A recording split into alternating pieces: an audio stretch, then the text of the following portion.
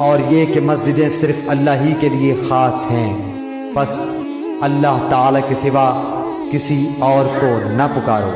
और जब अल्लाह का बंदा उसकी इबादत के लिए खड़ा हो तो करीब था कि वो भेड़ की भेड़ बनकर इस पर पल पड़े। आप कह दीजिए कि मैं तो सिर्फ अपने रब ही को पुकारता हूँ और इसके साथ किसी को शरीक नहीं करता। कह दीजिए कि मुझे तुम्हारे किसी नफ़ा नुकसान का इख्तियार नहीं।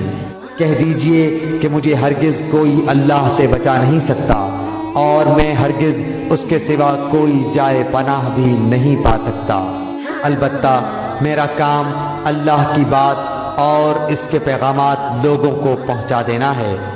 अब जो भी अल्लाह और उसके रसूल की न मानेगा उसके लिए जहन्नुम की आग है जिसमें ऐसे लोग हमेशा रहेंगे।